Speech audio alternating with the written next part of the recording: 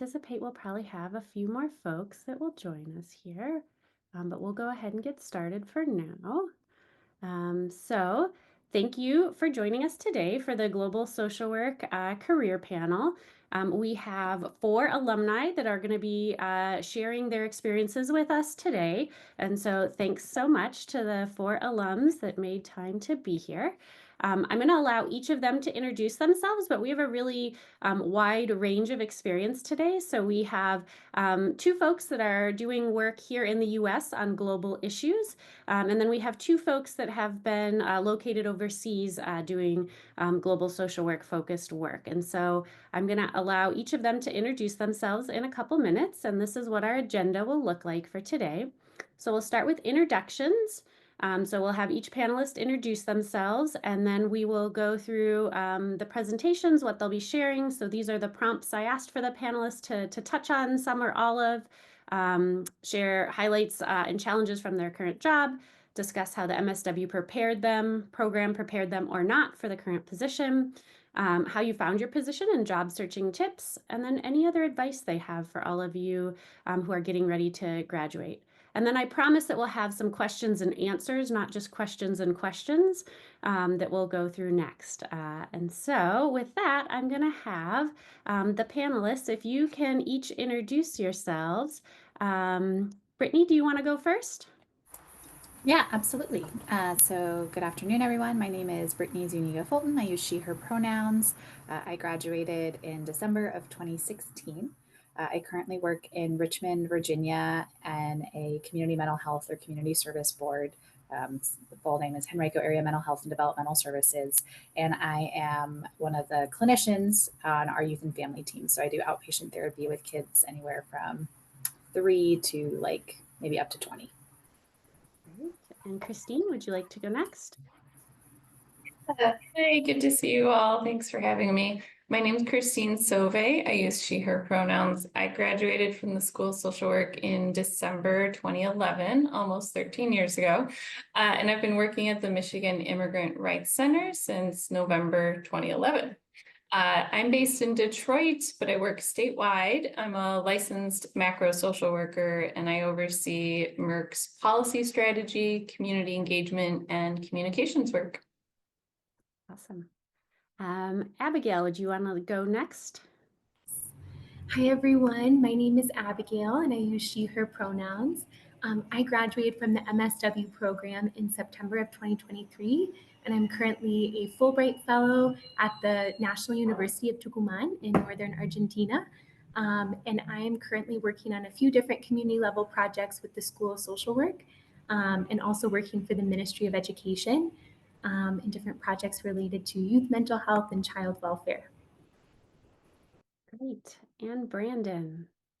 Hey everybody, my name is Brandon. I graduated U of M in 2022, and I'm currently living and working in Aotearoa, so over in New Zealand, as one of the pediatric social workers at Te Tukai Auckland, which is just like the Auckland District Health Board, but mainly based in Starship, which is the children's hospital.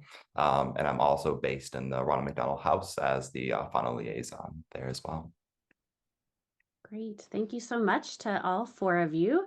Again, just to for those that maybe joined a little late, we did introductions, and now each of the panelists is going to have 5 to 6 minutes or so to share some of the prompts here, and then we will get to questions and answers at the end. So if you've got questions, you can feel free to put them in the chat now, but we also want to make sure that we've left enough time at the end for folks to be able to ask questions live to our panelists. And with that, Brittany, you get to start us off. So go ahead.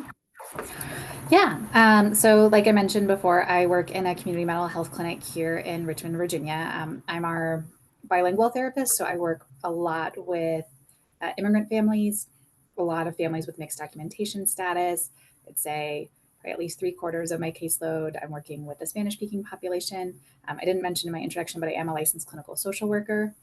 In terms of highlights and challenges for my job, I think some of the highlights, I love working in a community mental health clinic, in part because there have been so many opportunities for training. If I hadn't been working for a local government agency, I wouldn't have been able to get certified in parent-child interaction therapy. I wouldn't have gotten training in EMDR or trauma-focused cognitive behavioral therapy. So it really helped me grow a lot as a clinician and a lot of support. I like that I work as part of a team as well. I have some really amazing coworkers and colleagues right now. So that's probably my favorite part of my job right now, is getting to hang out with my coworkers and colleagues between sessions, and also just have that support when we're staffing cases. And because I'm in a community mental health clinic, I also get to coordinate with our psychiatrist and our psychologist, and we do some case management stuff as well. So I'm really get to provide some wraparound services and support for my families, which I like. The challenges in working in community mental health is that you are working with a lot of families that are lower resourced. And so there can be a lot of barriers to accessing services, particularly if families are undocumented or don't have access to insurance. Then trying to get them the support and services that they need can be challenging. And you also, it's a little harder to specialize. If any of you are considering clinical work or looking at that, sometimes you might have a population in mind, but we have a same day access model. So really anybody can walk through the door and say, hey, I need help, and get assessed same day. And then they might get linked to me for services. And so I see a wide variety, and sometimes that is a highlight, and sometimes that's a challenge, because I'm like, I don't know what to do with with this particular family, or I haven't worked, or I'm not as familiar with some of those issues. So I think that those are some of the highlights and challenges. So in my MSW program, I was both of my field placements really were focused on case management. So I did refugee resettlement with Jewish Family Services, and then I did an international field placement in Hong Kong, working with asylum seekers there. So I think that the program really prepared me well for working with immigrant communities and understanding a lot of the obstacles and barriers that they may face, some of the fears that may come up. Even things that came up here in my first year on the job were things like, okay, so we have a Christmas program that we can give holiday gifts for families, but maybe the kids have social security numbers, but the parents don't, and having to explain to my boss like how that's a thing. Like they might not have that, or being aware of some of those resources. So I think in terms of the being able to work with interpreters, being able to know how to do case management pretty well, I was well prepared for that. I didn't graduate thinking that I was actually going the clinical route and going to become a licensed clinical social worker. And I also, when I went into the social work program, I did interpersonal practice, but then community and social systems. So I really wanted a little bit of everything, which I feel like gave me a really great overview of social work. And then when it came time for me to do therapy and start building up that skill set, I'm like, well, I know how to get you to tell me my problems, or your problems, but now I'm like, that sounds hard. I don't know what to do with that. I didn't necessarily have feel like I had enough in terms of the interventions skills, because I had had maybe like 2 or 3 clinical classes in my whole grad program that really looked at the therapy side of things. But again, that was where having the on-the-job training and the support for getting that training and the funding to get trained in some evidence-based interventions was really, really helpful. I found my job through actually a former coworker. So right after I graduated, I started at Commonwealth Catholic Charities here in the Richmond area, working with unaccompanied refugee minors and undocumented kids in the foster care system. So I sort of started in foster care, and one of my coworkers had left that agency and had come over to Henrico Mental Health. And when she switched her job, she's like, hey, you should come and apply to work here. So I think that those connections can be really powerful in learning about what some of the options are out there. And because I started as a mental health case manager, I was allowed to work towards licensure hours and got free supervision through my site, which was also huge. So again, those were big factors that allowed me to get licensed. Yeah, and then I think in terms of advice for folks wanting, getting ready for graduation, I know for me something that was really important when thinking about the kind of job I wanted was, where do my skills and abilities meet my interests? So I loved working with the refugee population. At the time, we were really dealing with a large influx of Syrian refugees. I don't speak Arabic, but I do speak Spanish. And so I was really trying to think about like, okay, where do my language skills really fit with my passion working for this community? And that's how I started with, again, working with undocumented youth in the foster care system, because those are unaccompanied children that cross the border. Many of them are from Spanish-speaking countries. So I felt like I was able to use the knowledge that I wanted, and it really fit well with my skill set. And if any of you have a semester left, I would really encourage you as you start thinking about some of those roles, really make sure that you use your coursework to work on projects that you're passionate about. So I took, I think it was Lori's, I don't know if she still does the immigration class, but I did my project on accompanied minors. And so I was familiar with the system and could speak to that when I was in interviews. So I think that that's really helpful. And as you're preparing for interviews, I have yet to have a job interview in social work that doesn't ask me about how I manage documentation. So have an answer for that question. So, and I think that's about 5 or 6 minutes. So I did okay being on time, I think. You did a great job, Brittany. Yeah, I really appreciate you two sharing about how you kind of came in not sure what type of social work you wanted to practice and interested in kind of meso and macro, because I think sometimes students are worried that they don't have a particular niche or know exactly what they want to do. But you talked about getting a lot of on-the-job training and kind of supplementing the MSW program with what you learned on the job and training and licensure supervision that you got. So that's really helpful. And I really appreciated too how you talked about where do my skills align with my passion and how do I kind of put those two together. And I think that's a helpful framework to think about where do you kind of search for jobs and what's out there. So great. Thanks so much, Brittany. Yeah, All right, we'll absolutely. hold questions for everyone until the end. And so we're going to move on to Christine next.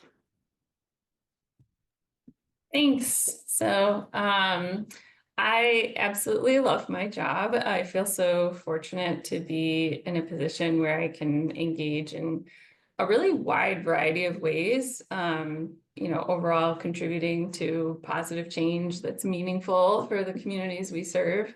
MERC, for those who don't know, Michigan Immigrant Rights Center, we provide free immigration legal services to low-income immigrants across Michigan.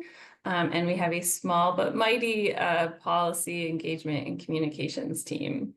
The work is certainly challenging.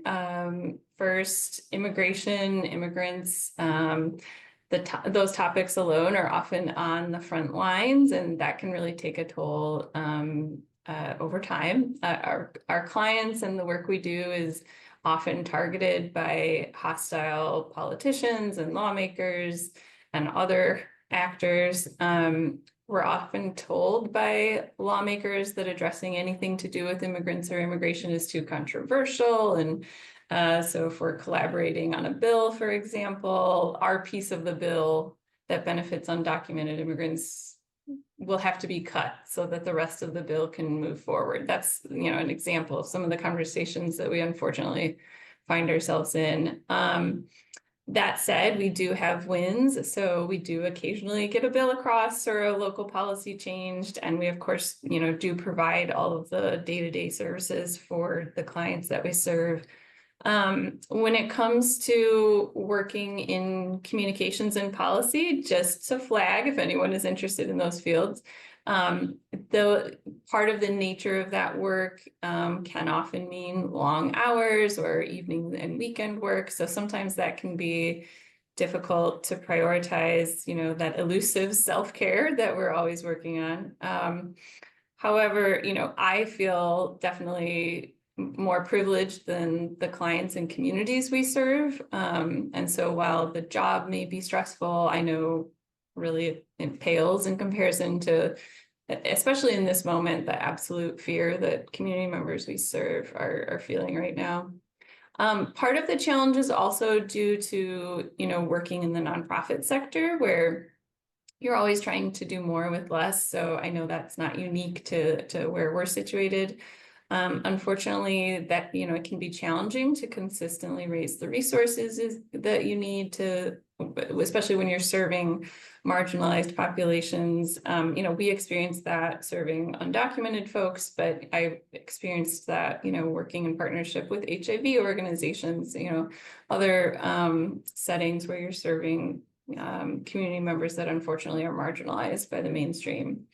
But it's so rewarding to do the work that we do and to connect with community members who do care about advocating for immigrant rights. And that's really what fuels me to keep going.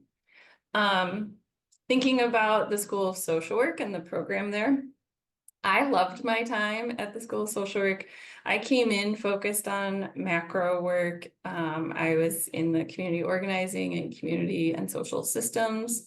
focus areas, and I participated in the community-based initiative program in Detroit, which was great. I loved that.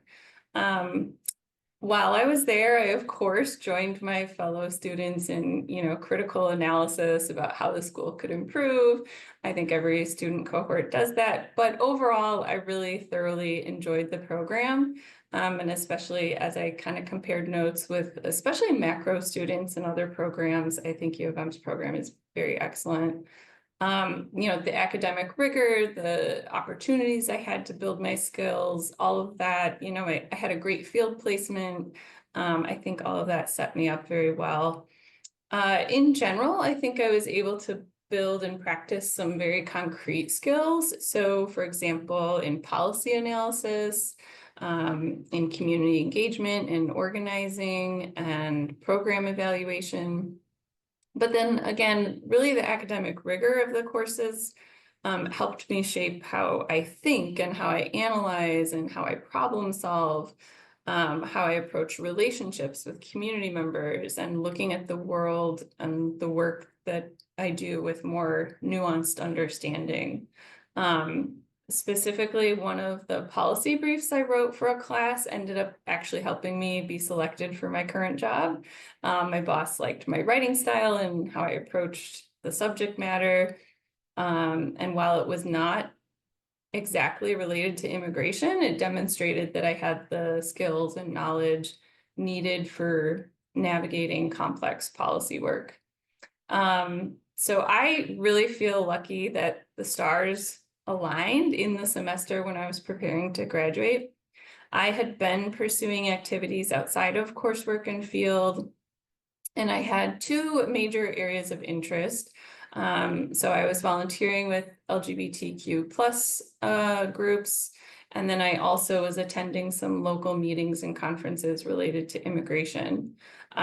When the position from Merck posted 2 months before I graduated, I was already following the organization. I was already on the email list. And so I was ready to apply, and it just naturally fit with my interest area. And so I actually started the position a month before I graduated. So that is a little bit unique. When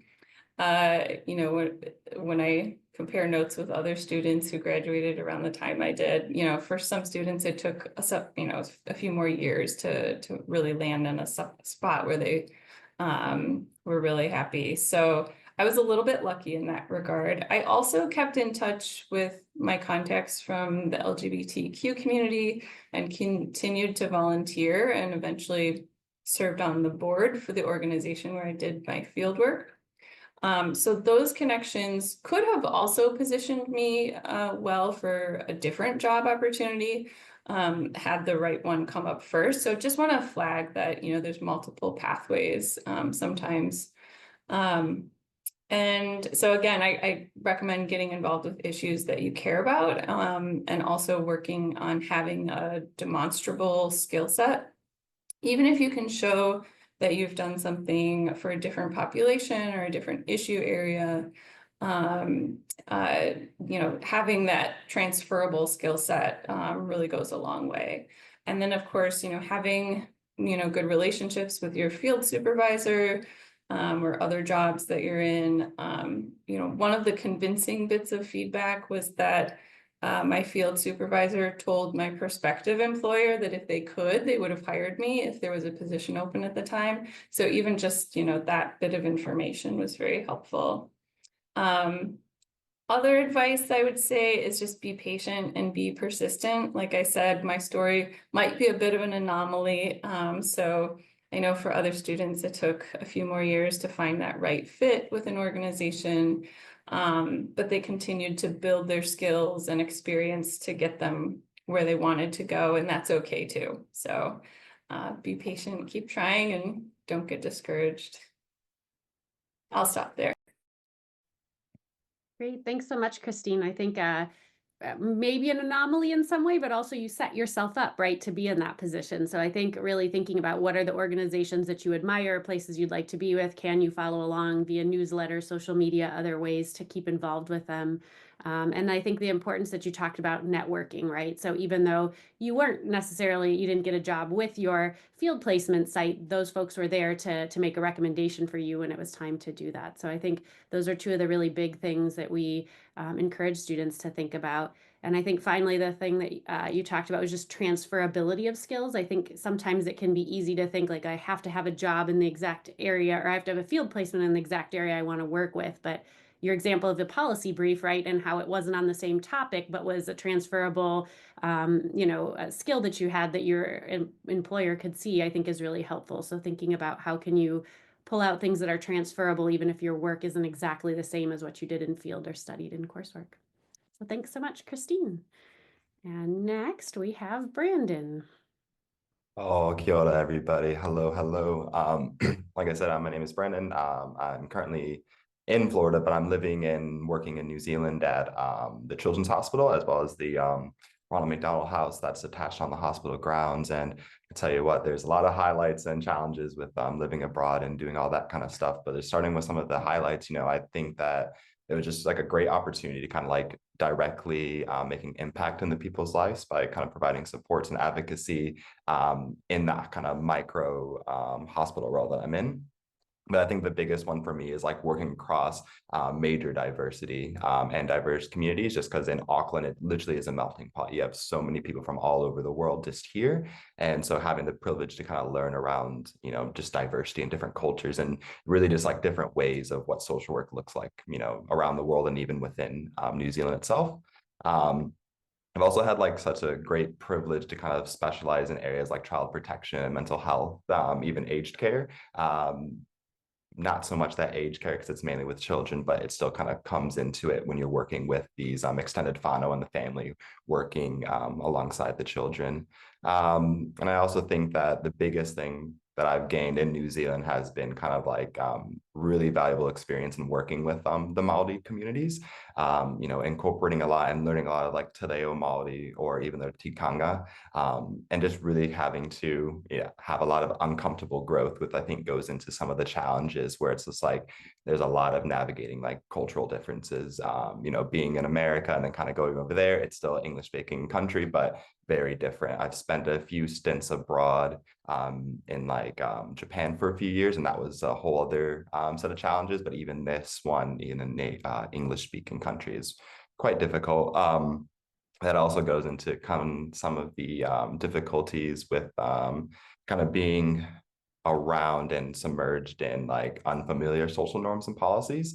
So that I think that's been the most difficult part because I can kind of take my experiences and all the things that I've learned and done here in America, but then going over there, it's a completely new set of norms and policies that you kind of have to just learn on the go. And I think that some of the things with that as well just feel like you're kind of restarting, at least for me when I was there, but kind of just like trusting that like my skills and experiences here are still valuable over there as well, because I add just a different, set of skills as well. I think that kind of going into the journey of how I found my position, it was really weird, very atypical, I feel like. After I finished my final placement and graduated, I decided, I just need a break. So I moved to New Zealand, working holiday visa, and just kind of spent the first like 3-4 months just kind of taking a break from social work, taking a break from just the schools and the grind of all of it. And then eventually decided to go into something social work related adjacent. So I started working at some youth justice, so working at like halfway homes for youth offenders, and then doing that not as a social worker, but just as just a worker, just kind of getting used to kind of the environment, the people that I'm working and wanting to do. And then when I decided that I actually wanted to stay in New Zealand and like do social work there, went through the long and still ongoing process of being registered there as a social worker. So that's a whole other set of challenges as well, trying to navigate that as well. And it eventually led me to kind of just like looking, just cold calling for jobs. And so I ended up like sending some emails and calls to people that I met through the youth home for hospital related social work roles, and ended up getting a job there. So very atypical, I think, for me, just because I kind of just went and just dove into the deep end and just kind of hope for the best. But I think, with the MSW program, I think it did do a lot of, it did prepare me a lot for going abroad, whether it was just some of the courses. And I always go back to like my spirituality and social work course, because it's just one thing that I think I just never really kind of experienced too much, or we talked about so much here. But then when I go to New Zealand, that's all it is. Because like, having to incorporate that into the work that you do in the hospitals with the people that you're working with, whether it's the Maori or working with any of the other Pacific cultures, they're very spiritual. So having to add that component there was really helpful. And I think that course, I always go back to it and think about that. But I also think that it also did help me because I was going during COVID time. So having to really go atypical and on the fly, and how am I going to navigate these classes and all these different things. And so being over in New Zealand, working at the hospital, it's just underfunded, high demand jobs. So really having to learn how to navigate all those things.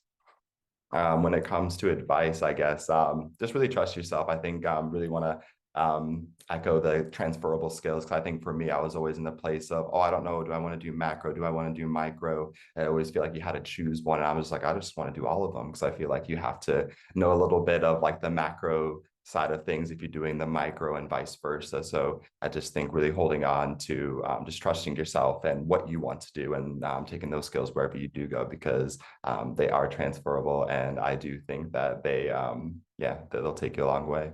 So just really trusting yourself with that. Great. Thanks so much, Brandon. Yeah, I think that we talk about this frequently. Our program has, right, silos. This is the macro work. You're a community organizing student, or you're a management student, or you're an IP student. But often out in the world of work, those things all kind of bleed and meld together. And so really thinking about how do you take, learning from across the meso, macro, micro, and how that'll apply to your jobs. And I think, your job experience was really a testament to, being willing to take opportunities. So I think that you took some jobs and weren't sure if this is where you wanted to be, but it also got your foot in the door for you to then have opportunities to go elsewhere. So appreciate your perspective on how to navigate that. So great. And then finally, we have Abigail. Abby? Hi again, everyone. My name is Abigail, and like I said, I'm working as a Fulbright Fellow.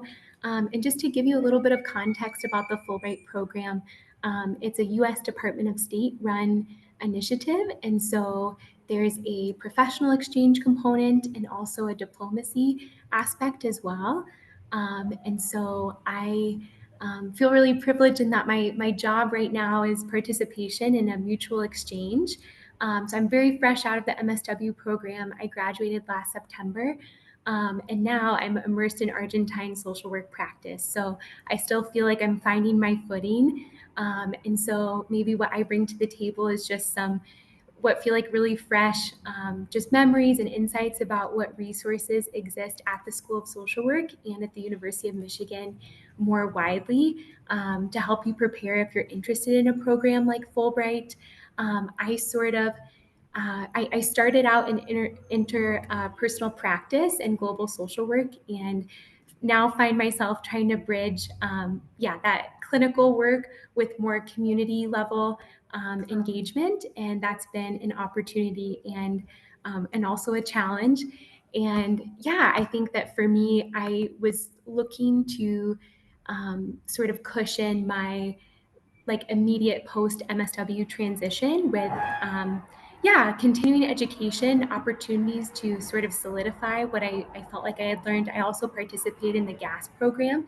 And so my final placement was in Australia. So I was there for several months, and then just kind of wanted to continue along that same line of gaining social work experience in outside of the US. And so I was in Australia, and then I transitioned to Italy. I was there for 6 months, in another sort of social work placement beyond the MSW program. I was in the northern part of the country in Torino, and then find myself here with Fulbright. And it was an application process that took around 2 years from the time I began applying as an MSW student to the time that I arrived in country. And so, I guess a couple of resources that I'd like to just name, that I think still exist and are available to you all now would be the International Institute at the LSA. They have fellowships and grant advisors that were hugely helpful for me in just exploring what kind of opportunities even existed. And so I was not aware of Fulbright when I first started the program. I didn't think that there would be any overlap between between social work and the Fulbright program. And so I feel like I guess, piece of advice that a lesson that I wish I had learned earlier is there are so many creative ways to frame to create a compelling narrative around how your identity as a social worker, a social work student can tie into a program like Fulbright or other programs as well. So I'm thinking of like the Critical Language Scholars Program through the Department of State or the Boren Fellowship. So there are just so many opportunities. And I remember wishing that I had just that I had raised my consciousness earlier and was more aware of what there was earlier on. Because I think it's helpful to sort of be able to build a strategy as you go through the program for just timeline and how you might be able to engage with some of these different programs. And then also Betsy Williams at the School of Social Work, she's the writing coordinator, and Betsy is a wonderful resource. She really helped me work through, like, really become proficient in applying for things. And so I'm back at that spot right now. I'm finishing up the Fulbright and find myself just applying. And so Betsy was someone who was really, she accompanied me through the process of learning how to create a good application. And so I highly encourage you to reach out to Betsy and take advantage of working with her as well. And then also I see that Michelle Woods is here.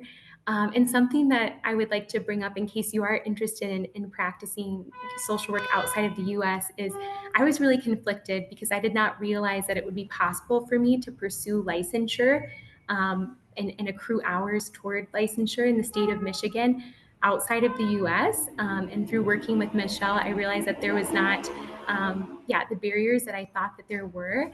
And so we were able to kind of work out a way for me to still pursue licensure while here in Argentina. And so I just bring that up because if you feel like you're in an either or situation where you would like to gain international social work experience, but are also concerned about progressing toward licensure in a timely manner, because that was a priority for me.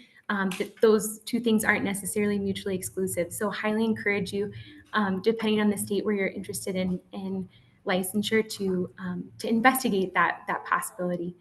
And then more generally, I guess, speaking to what Christine said about and what Katie said about transferable skills and networking, I think for me, transitioning from being a social work student into an early career social worker, it's been really key to engage with. I don't know if there's a term for it. I like to think of it as open academia, in terms of there are so many webinars, events, virtually, in person, listservs that you can attend and start kind of integrating into. And that through that, I've been able to set up informational interviews and just gain exposure to areas of social work that I hadn't previously considered. And so it's helped me sort of give language to my interests as they evolve, and also kind of figure out where I need to continue to build skills. And that's been really key because, like I said, I'm in more of I am doing social work now, but I felt like it was important to kind of continue running to not lose touch with circles that I would like to be involved with in the future. So, for example, like the Michigan chapter of the NASW, or certain groups that have particular clinical interests, and you're kind of staying up to date on what evidence-based interventions are and all of that. So that's been really key for me as I've kind of left behind being a student.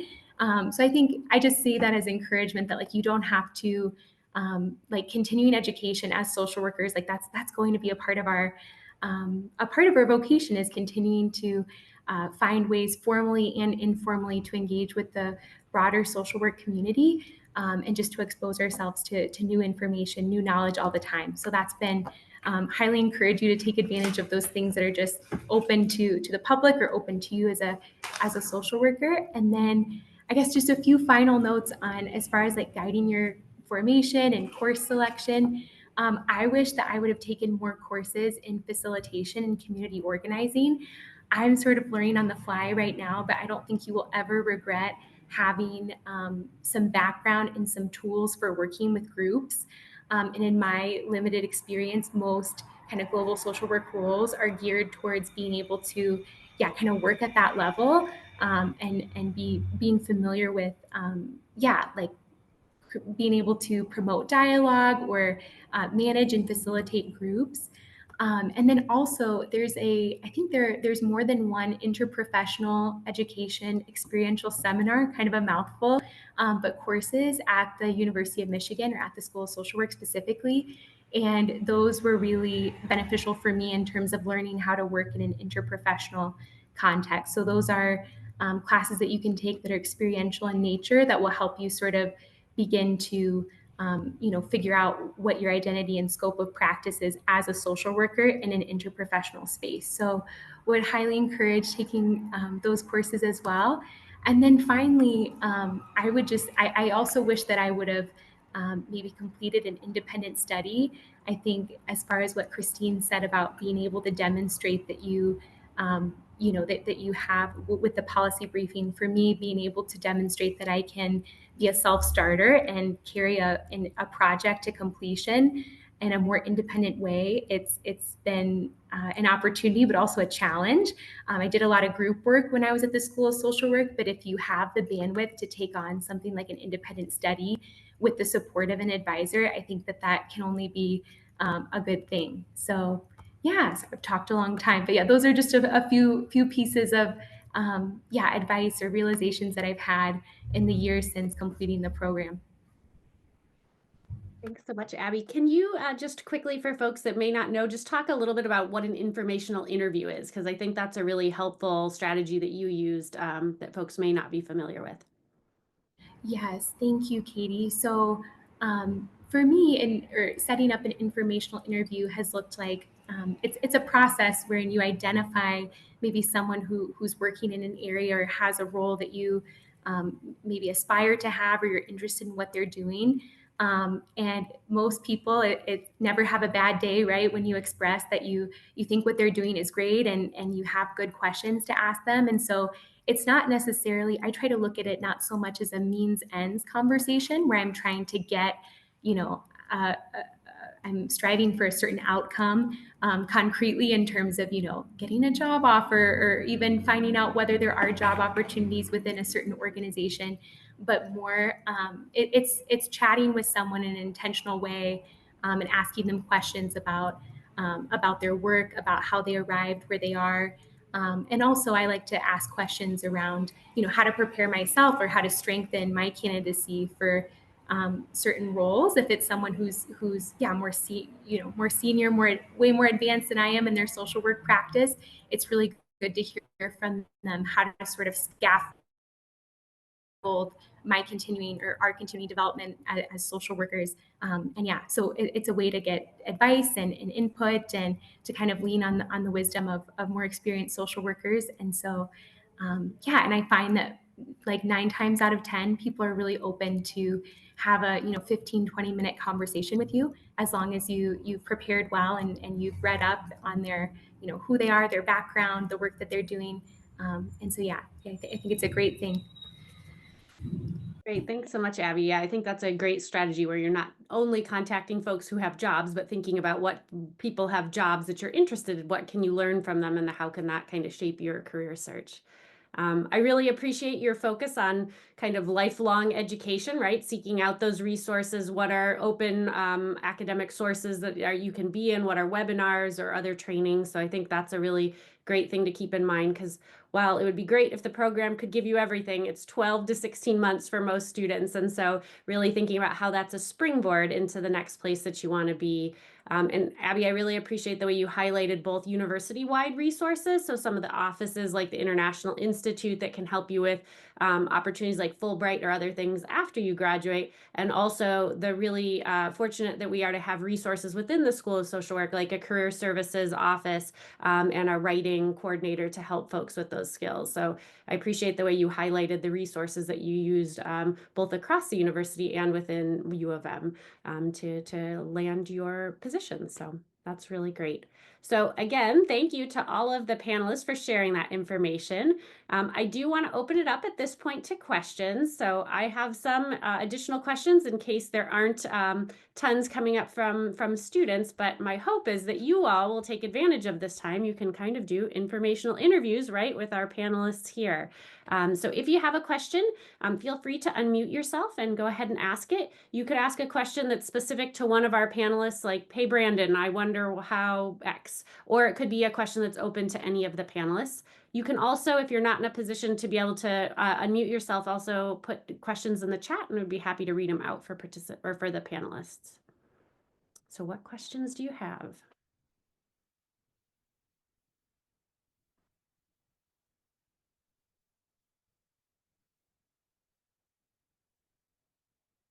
Great. Go ahead, Rye.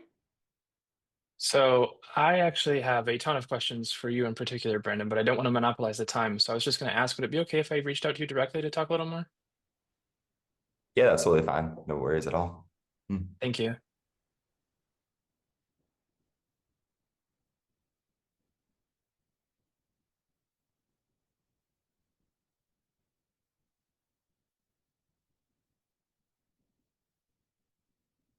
While folks are thinking of their questions, I did just want to make a plug. I know some folks here, it might be too late in your time at the School of Social Work, but for future reference and for others, if you can spread the word, I do highly recommend the Peace Corps program. I was a Peace Corps volunteer, and that was also, I did that prior to going to the School of Social Work, and it was before they had it kind of embedded in the program as an option. So that was great training. So some of, I believe it was Abigail mentioning, the training for working with community members, working with diverse groups, working in, under-resourced settings. Like, yes, you can do that in the US, but some of that training in Peace Corps was also really valuable. So plug for Peace Corps for anyone interested. Where did you serve, Christine? I served for 2 years in Mauritania, and I signed up for a third year there, but unfortunately, the program was shut down very abruptly due to some terrorist attacks in the capital. So I spent my third year in Senegal, right across the river from Mauritania. Yeah, and just a further plug, I think, for both what Christine and Abby are talking about, there are offices on our campus that many opportunities are available to you as a student, but there are definitely offices that can help you with opportunities afterwards. So we actually have what's called Peace Corps strategic recruiters. So there are recruiters on campus that are typically returned Peace Corps volunteers who help answer questions. And so you can meet with them if that's something you're interested in to get more information. There's also folks at the International Institute that help students apply for Fulbright, and not just students, but also recent alums. And so even if you have graduated and a year from now you're thinking, well, I might want to do Fulbright, you can actually submit your applications to U of M ahead of the national deadline. They'll review it and give you feedback so that you can strengthen your application before it's turned in for the national deadline. And that's one of the reasons that U of M is one of the top Fulbright grant getting institutions, is because there's folks on campus that this is literally their job, and that doesn't expire like some things do with once you're no longer a student. And so many resources and opportunities are for students only, but not all of them. And so I think Peace Corps, Fulbright, some of the other scholarships, critical language scholarships, or the Boren are things that you can take advantage of after you've graduated. Looks like Ariana. So she's thanking you all for being a great panel and hearing about your different experiences. This is a general question for all. What were some resources useful to you in searching for opportunities abroad, especially once you graduated from the program? So maybe Brandon and Abigail, you can talk about that, specific resources helping you look for opportunities abroad. Yeah, I think don't do what I do, or you can. I literally just jumped over there because I knew that was a place I was wanting to go. Just kind of with my passion, really wanted to work with, the other is what I always say. Just traveling all over the U.S., just wanting to know what the other mindset is, like how is social work done abroad? What does it look like? What's the differences? And so for me, I already did that big jump once before going to Michigan, and so I just decided let me just jump over there. But even before doing that, I was just really, I'm more of like a people person. So like just making connections from my senior placement there. I was with the International Rescue Committee over in California. And so linking up with an alumni from Michigan who was also on the GAS program, who also had their placement there, who was now working there. So having those conversations, the correo, and just kind of building connections there, and then opportunities presented themselves for me within the U.S. For International Rescue Committee. But for me, there was just something drawing me over to New Zealand, so I kind of just jumped over there. And even with me, before doing that, I had connections over there from, something from my undergrad that I met people from New Zealand, and they had connections from people who did social work adjacent things there. So having conversations with them, calls, emails, FaceTimes, asking their experience. What does it look like for social workers in New Zealand? And a lot of the people I talk to is like they really are committed to people who are committed. So it's like instead of applying while you're back in the States, if you come over here, that will show a lot more. So I decided just to do that. But for me, it just really just goes down to connections and yeah. Great. And I think you were intentional too. I mean, there was a working holiday visa. So you had kind of thought about what does the pathway of getting authorization to work there look like and how would that position you? So yeah. Yeah, and I think that's true because we're going over there. You have a year to kind of do whatever you really want to do, and kind of feel, is this where I want to do work, and actually look at what does it logistically look like to become a social worker there. So I had that year buffer to do that, but it does take quite a long time to kind of get the degrees transferred and all those different things. So yeah.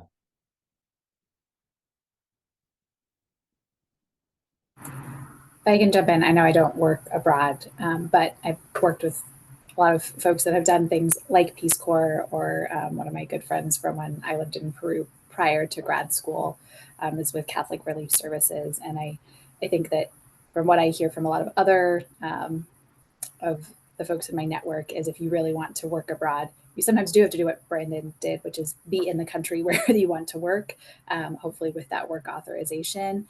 But the other one is a lot of times you need to have some sort of fellowship or demonstrate that international experience in order to be able to go abroad in the first place. So that is where programs like Peace Corps can be really valuable, or any other sort of international volunteer program or fellowship that can get you abroad to demonstrate that you can do it. I think opens up a lot of doors to then be able to move within the expat communities, or even just within the international development world. Is you kind of have to figure a way in, and a lot of times that is through volunteer programs or fellowships, or other shorter term placements in what I've seen. So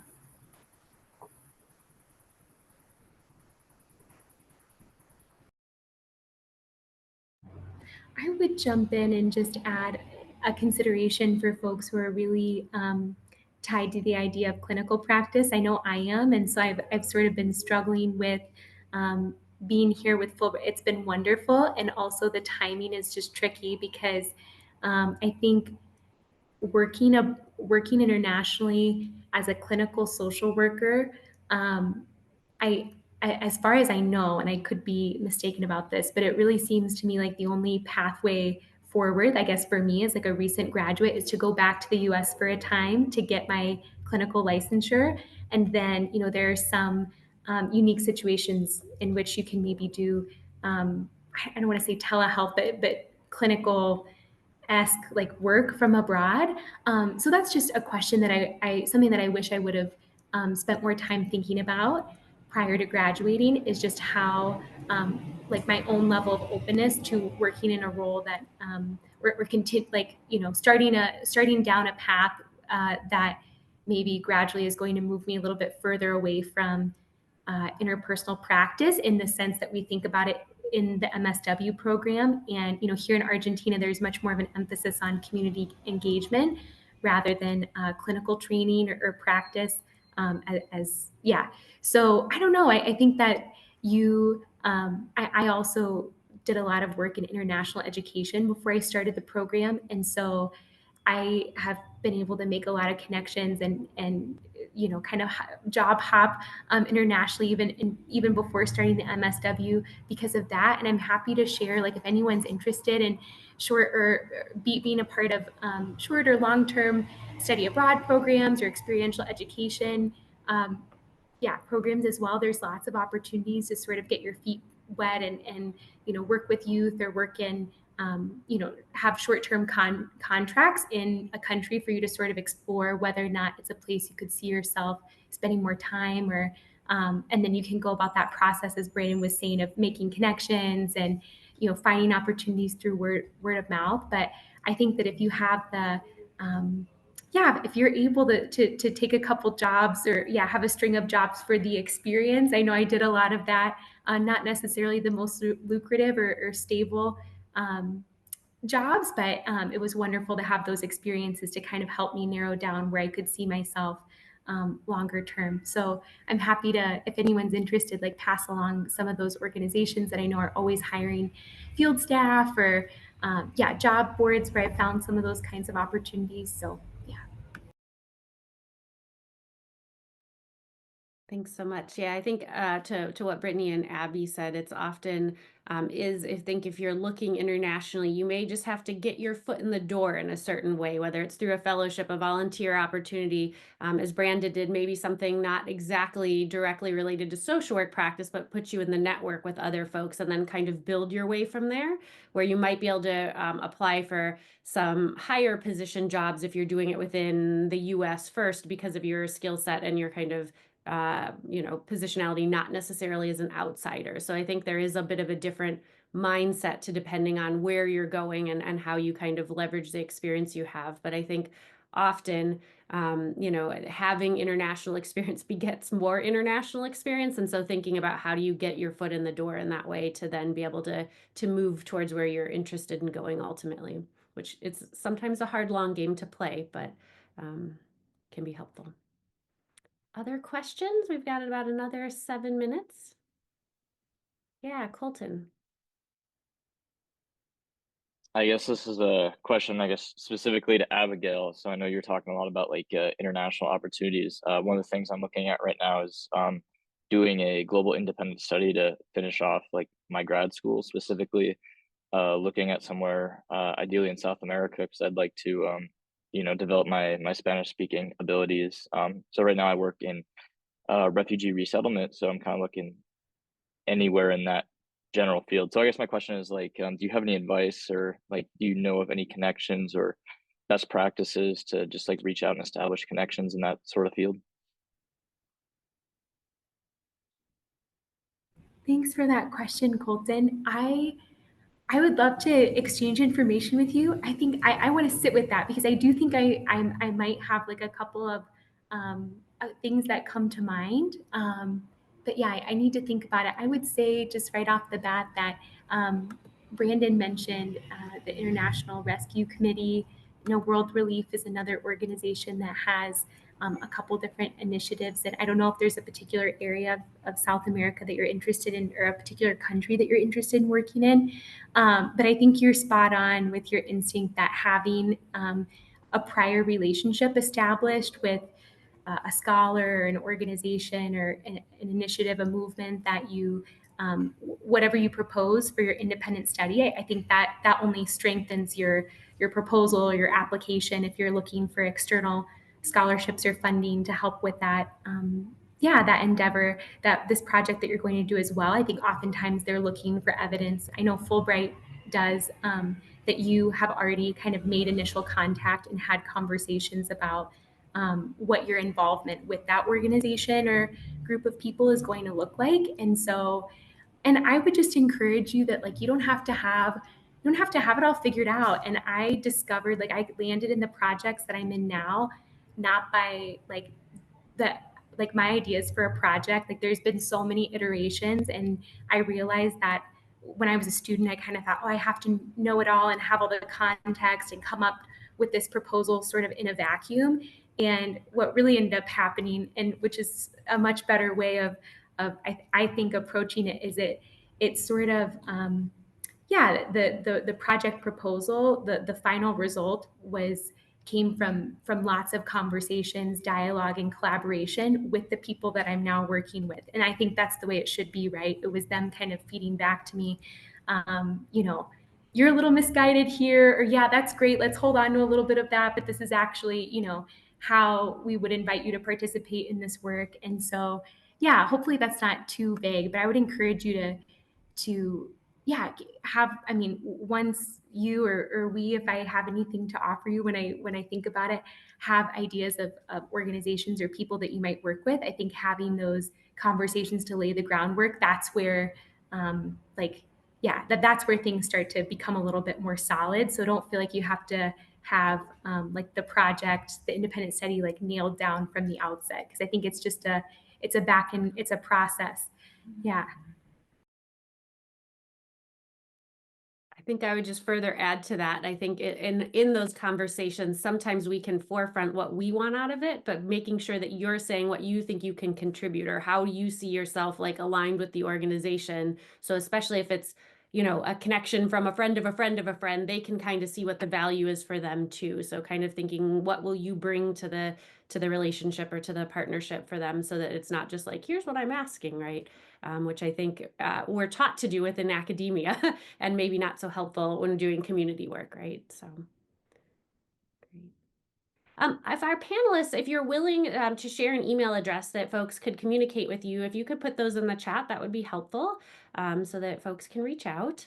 And I know, Christine, I know you've got to hop off right away for a meeting, so I want to be respectful of time, but if there's any last questions, feel free to ask them now. And if our panelists need to hop off, please do so as time is up here. Great. Well, I just want to thank you again. Thank you, panelists, for putting email contacts in there. Thank you for spending your time with us for this hour, sharing your expertise, not just with the students that are on right now, but also for folks that'll be getting the recording. So if we can just give reactions, round of applause, other such things for our panelists, really appreciate your time today. So thank you. All right. Thanks so much. Folks can hop off as they need. I'll stay on for a couple minutes if anyone else wants to chat. Thanks, you. everyone. Thanks, everybody. Best of luck to all of you. Thanks, everybody. Take care.